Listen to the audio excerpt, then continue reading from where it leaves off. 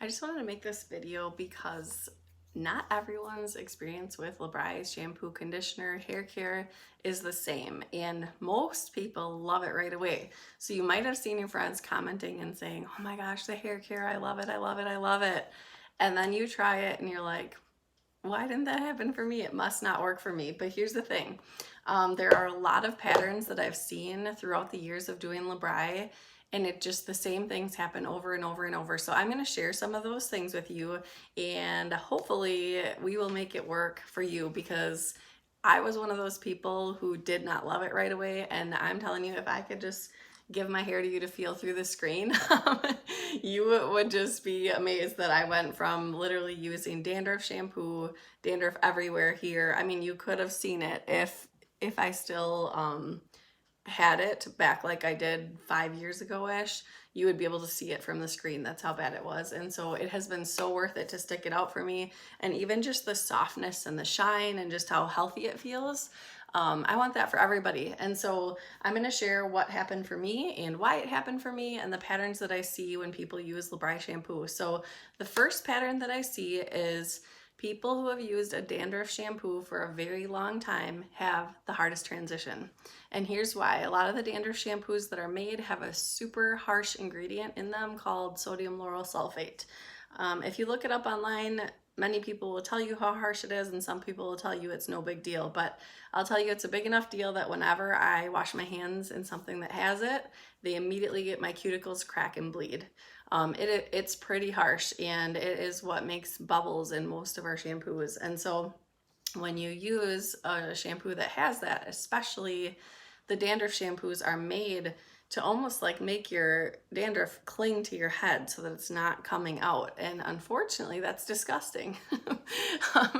And so it takes a while for that to get off of your scalp. So when I first used the hair care, I used it because I hated the ingredients of what I was using. I read the label and learned to read labels, and I thought it was disgusting. And so I wanted something more natural, and I loved Labri because of what it did for my child's eczema. And so I was like, okay, I'm gonna try this shampoo. It's good stuff. I'm just gonna give it a go. And I did, and my hair felt greasy and heavy, and I just wanted to use up what I had. So I was like, I'm just gonna keep doing this. And it took a long time for me. Not as long, thankfully, for most people, but I'd been using it for 20 years. So it took about 2 full months of using it, and I'm kind of oblivious to things, so I didn't probably feel it slowly happening. Just one day I was like, whoa, it's like it's not greasy. It's really, really healthy feeling, soft, and everything like that. And so what I realized later was all that buildup took time to rinse out, and I didn't know that right away, but I just knew, whoa, that worked. I liked it a lot. And so I noticed over the time, there have only been 2 people I've dealt with who've had a longer, almost like we call it a detox because it's like coming off. But they've had it go longer than mine, only 2. Most people are much faster than that, but it can be a couple-week process. So we just want to tell you that ahead of time, or right after it happens to you, so that you're not like, oh, they're just trying to sell their product. You can see whatever the timestamp is on this video, and you can know that I said it a long time ago because it just keeps happening. This is what happens when you use nasty ingredients. So the other pattern that I've noticed a lot of is, again, that sodium lauryl sulfate one, or super cheap ingredients. So say you used like a $4 shampoo for a long time. It can take long, not quite as long usually as the dandruff shampoos, but you might feel a little bit of a difference. If you've used a natural shampoo or higher end salon, usually the transition is almost nothing, or those are the people who are ranting and raving about how amazing it is. And a lot of people are lucky and they don't have these issues. So even people who've been using crappy ingredients, sometimes their hair just doesn't hold it. Our hair's all different. We don't know what it's gonna do. But when people stick it out, they all love how healthy Labri is, and that's because aloe is just so dang good for your hair. So that is kind of what to expect. And now I want to give you a couple tips on how do we get through that. So what I would say is really, if you're someone going through the heaviness, really scrubbing your hair, your head and your scalp, and just trying to, I mean, I guess you're trying to get off as much as you can, right? So I have also purchased this. I shouldn't say I have purchased it, because I'm gonna go ahead and turn off my computer so it's not dinging. My husband purchased it for himself for his scalp. He rubs the aloe jelly into his head when he gets itchy, and he was just scrubbing with it. And I read that it's a shampoo brush too, not just a scalp scrubber. So I would put my regular brush next to the shower, and when I got done shampooing my hair, I would go ahead and brush my regular brush through and then take this through, just so it was easier to get through. And it combed out the shampoo. And for me, the coconut, which is used to make our suds, doesn't always come out as easily for me. It kind of clings to my hair a little bit more, but with this, it doesn't cling at all. And then I have this luscious, wonderful hair when I get done. And so that will probably help with those of you transitioning to something like this, because then you can help work it out of your scalp, get it out, get the shampoo off. The other thing is to play with amounts. If you're like, oh, my hair's flat now, or, you know, your hair is going to take time to adjust. So what some people do with that is they play with the amount they're using. Some people need more, some need less.